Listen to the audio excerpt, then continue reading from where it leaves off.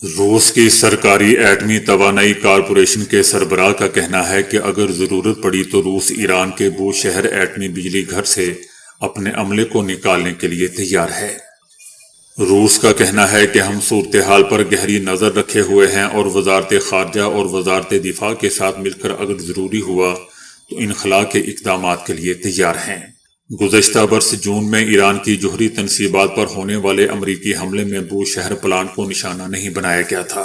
روسی صدر پیوٹن بھی کہہ چکے ہیں کہ بوشہر ایٹمی پلانٹ میں سینکڑوں روسی ماہرین کام کر رہے ہیں۔ اگر بوشہر ایٹمی پلانٹ پر حملہ ہوا تو اس کے نتائج یوکرین میں 1986 کے چرنوبل ایٹمی حادثے جیسے تباہ ہوں گے۔ ایک بین الاقوامی تحقیقی ادارے کی رپورٹ میں کہا گیا ہے کہ روس اور یوکرین کے درمیان جاری جنگ میں دونوں ممالک کے مجموعی فوجی جانی نقصان کی تعداد 20 لاکھ تک جا پہنچی ہے۔ رپورٹ میں خبردار کیا گیا ہے کہ اگر موجودہ حالات برقرار رہے تو موسم بہار تک ہلاکتوں، زخمیوں اور لاپتہ فوجیوں کی مجموعی تعداد میں مزید اضافہ ہو جائے گا۔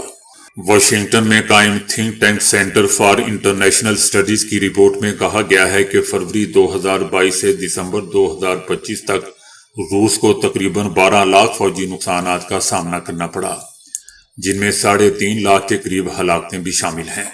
رپورٹ میں بتایا گیا ہے کہ دوسری جنگ عظیم کے بعد کسی بھی بڑی عالمی طاقت کو کسی ایک جنگ میں اتنا زیادہ جانی نقصان نہیں اٹھانا پڑا۔ رپورٹ میں بتایا گیا کہ یوکرین، جس کی فوج اور آبادی نسبتاً کم ہے، اسے بھی 5 سے 6 لاکھ فوجی نقصانات کا سامنا کرنا پڑا۔ رپورٹ میں بتایا گیا ہے کہ اگرچہ روس میدان جنگ میں پیش قدمی کے دعوے تو کر رہا ہے، لیکن حقیقت یہ ہے کہ اسے معمولی علاقائی کامیابیوں کے علاوہ غیر معمولی جانی نقصان برداشت کرنا پڑ رہا ہے، جس سے اس کی عسکری طاقت کمزور ہو رہی ہے۔ دوستو، یاد رہے کہ یہ امریکہ کی طرف سے رپورٹ ہے، جبکہ اس کے جواب میں روس کا کہنا ہے کہ اس طرح کی تحقیق کو قابل اعتماد نہیں سمجھا جا سکتا اور فوجی نقصانات سے متعلق درست معلومات صرف روسی وزارت دفاع ہی فراہم کر سکتا ہے۔ انٹرنیشنل ماہرین کا کہنا ہے کہ جنگ اب ایک طویل اور تھکا دینے والی کشمکش کی شکل اختیار کر چکی ہے، جس میں دونوں جانب انسانی اور عسکری نقصانات مسلسل بڑھ رہے ہیں۔ امریکہ نے ایران کو ایٹمی ہتھیاروں کی جانب بڑھنے سے سختی سے خبردار کرتے ہوئے کہا ہے کہ امریکہ تمام آپشن استعمال کرنے کے لیے تیار ہے۔ امریکی وزیر دفاع کا کہنا تھا کہ ایران کے پاس معاہدہ کرنے کا موقع ہے، ایران کو اپنی جوہری صلاحیت میں اضافہ نہیں کرنا چاہیے تھا۔ وزیر دفاع کا کہنا تھا کہ محکمہ دفاع ایران کے معاملے پر صدر ٹرمپ کی توقعات کے مطابق عمل کرنے کے لیے تیار بیٹھا ہے اور صدر ٹرمپ جو چاہیں گے پینٹاگون وہ کرنے کے لیے تیار ہوگا۔ تو دوستو، ان سب کو یہ بھی پتا ہونا چاہیے کہ ایران بھی کوئی اعتکاف پہ نہیں بیٹھا ہوا، وہ بھی آپ سب کا منہ توڑنے کے لیے بالکل تیار بیٹھا ہے۔ یاد رہے دوستو کہ امریکہ کا ایک اور بحری بیڑا مشرق وسطی میں تعینات ہے۔ یہ ایک روز قبل امریکی صدر نے ایران کو دھمکی دیتے ہوئے کہا تھا کہ ایک اور بحری بیڑا تیزی سے بھرپور طاقت اور واضح مقصد کے ساتھ ایران کی طرف بڑھ رہا ہے، جبکہ ایک بحری بیڑا وہاں پہلے سے ہی موجود ہے۔ جبکہ اس کے جواب میں ایران نے کہا تھا کہ ایرانی فورسز کی انگلیاں ٹریگر پر ہیں اور ایرانی فورسز کسی بھی جارحیت کا جواب دینے کے لیے بالکل تیار بیٹھی ہے۔ ایک صہیونی جنرل نے ایران کے خلاف امریکہ کی طرف سے کسی بھی جارحانہ اقدام کے نتائج پر اسرائیل کے لیے دوستو اثرات پر تشویش کا اظہار کیا ہے۔ جنرل کا کہنا ہے کہ امریکہ نے ایران کے خلاف کوئی بھی حملہ کیا تو ایران اسرائیل کے خلاف جوابی حملہ کرے گا۔ صہیونی جنرل نے اس بات پر زور دیا ہے کہ حالیہ مہینوں میں ایران کی صلاحیتوں میں نمایاں اضافہ ہوا ہے اور حقیقت اس سے کہیں زیادہ پیچیدہ ہے جو ہمیں نظر آ رہی ہے۔ میرا مشورہ یہ ہے کہ اپنے دشمنوں کو کم نہ سمجھیں، خاص طور پر میزائل اور فضائی میدان میں، چونکہ ایرانی اس علاقے میں ایک قسم کی سپر پاور ہے۔ جنرل کا کہنا تھا کہ ہم ابھی ایک دوڑ میں ہیں اور میں نے جون کی جنگ کے بعد کہا تھا کہ ایران کی دھمکیاں اور ارادے ایک جیسے ہیں۔ ایرانیوں کی خاصی توجہ میزائل کی تیاری پر ہے اور وہ میزائلوں کے اثرات سے بخوبی واقف ہیں، اس لیے وہ میزائل بنانے میں واپس چلے گئے ہیں۔ ایرانیوں کے پاس اب بھی کئی ہزار میزائل ہیں۔ جنرل کا مزید کہنا تھا کہ جب آپ تمام اعداد و شمار کو اکٹھا کرتے ہیں تو آپ کو احساس ہوتا ہے کہ حالیہ جنگ سے پہلے ایرانی میزائلوں کا بڑا ذخیرہ اب بھی موجود ہے اور اس طرح جون میں اسرائیل کے ساتھ جو ہوا تھا وہ دوبارہ بھی ہو سکتا ہے۔ صہیونی جنرل نے ایرانی میزائلوں کی موجودہ تعداد اور مستقبل میں کسی بھی تصادم میں ایران کے اہداف کا ذکر کیا اور کہا کہ میرے خیال میں ان کے پاس میزائلوں کی تعداد کہ وہ کئی مہینوں تک جنگ لڑ سکتا ہے۔ ایران کا مقصد زیادہ سے زیادہ اسرائیلی زندگی کو مفلوج کرنا ہے۔ ایرانی اس بار مقامات کی بجائے اسرائیل کی آبادی والے علاقوں کا انتخاب کریں گے، جس سے اسرائیل کے ہوم فرنٹ پر حملوں کو مزید آگے بڑھایا جائے گا۔ ایرانی نقطہ نظر سے ان کے پاس بہت سے آپشن اور بہت سے امکانات ہیں کہ وہ اس جنگ میں کیا حاصل کرنا چاہتے ہیں، جبکہ ہمارے پاس کچھ بھی نہیں۔ صدر پیوٹن نے اپنے اماراتی ہم منصب محمد بن زاید کا خیر مقدم کرتے ہوئے کہا ہے کہ روس ایران کی صورتحال پر گہری نظر رکھے ہوئے ہیں اور روس مذاکرات کے دوران ان کے ساتھ اس مسئلے پر بات کرنا چاہتا ہے۔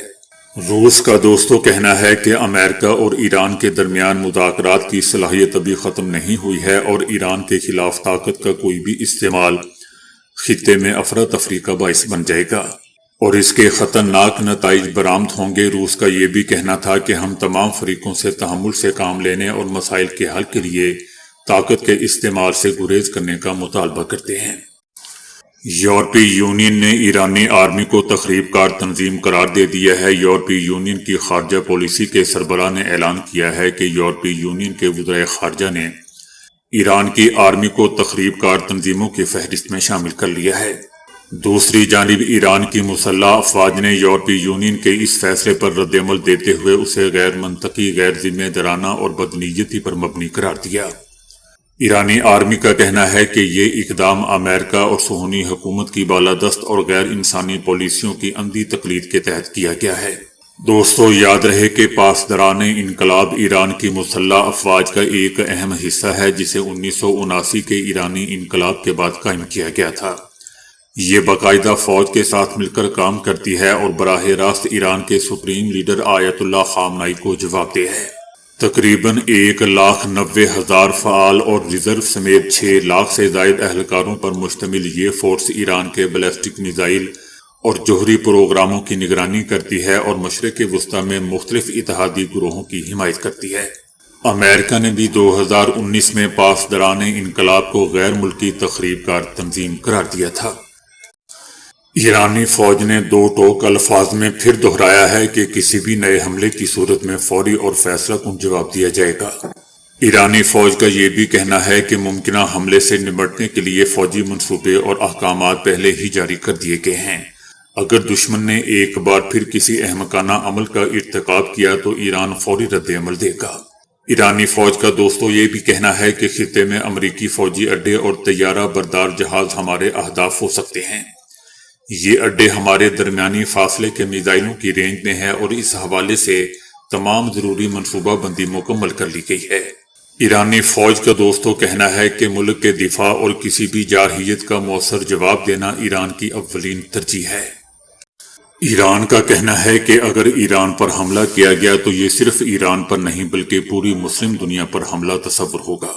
ایران نے واضح کیا ہے کہ ایران جنگ نہیں چاہتا اور اب بھی امید ہے کہ صورتحال جنگ کی طرف نہیں جائے گی۔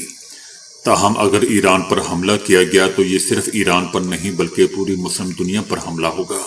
ایران میں دوستو تخریب کار کارروائیوں کے دوران بڑے پیمانے پر جانی اور مالی نقصان ہوا تھا۔ پرتشدد واقعات میں 2000 سیکیورٹی اہلکاروں سمیت 3000 سے زائد افراد مارے گئے تھے۔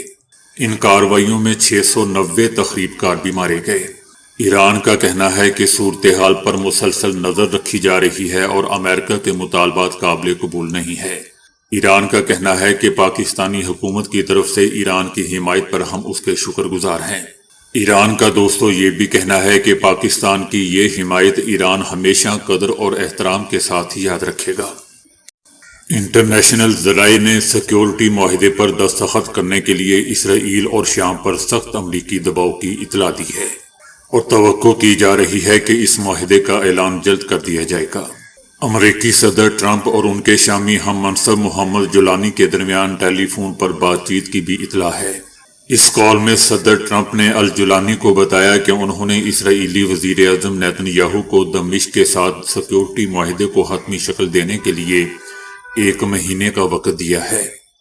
صدر ٹرمپ نے امید ظاہر کی ہے کہ شام متحد رہے گا، معاہدے کے لیے صرف ایک مسئلہ جبل الشیخ باقی رہ جائے گا۔ تاہم اسرائیل نے اسے قومی سلامتی کا مسئلہ اور سرخ لکیر قرار دیتے ہوئے علاقے کو دوست و حوالی کرنے سے انکار کر دیا ہے، اور یہ بھی بتایا جا رہا ہے کہ آئندہ 4 ہفتوں میں اسرائیل کے موقف میں تبدیلی کی توقع نہیں کی جا رہی، اور دوسری طرف امریکی انتظامیہ کے اندر بھی اس موقف پر مکمل اتفاق نہیں ہے، کیونکہ شام کے معاملے پر اختلافات ابھی بھی موجود ہیں۔ ایران کا یورپی یونین کی جانب سے ایران کی پاسداران انقلاب فورس کو تخریب کار تنظیم قرار دینے پر دوستو سخت رد عمل سامنے آیا ہے۔ اس سے پہلے یورپی یونین کا کہنا تھا کہ جبر کو جواب دہ کیے بغیر نہیں چھوڑا جا سکتا۔ جو حکومت اپنے ہزاروں لوگوں کو مارتی ہے وہ اپنی تباہی کی طرف بڑھتی ہے۔ ایرانی وزیر خارجہ عباس اراغچی کا کہنا ہے کہ یورپ ایرانی پاسداران انقلاب کو تخریب کار تنظیم قرار دے کر بڑی غلطی کر رہا ہے۔ ایرانی فوج نے بھی کہا ہے کہ یورپی یونین کا پاسداران انقلاب کو تخریب کار تنظیم قرار دینے کا فیصلہ غیر ذمہ دارانہ ہے۔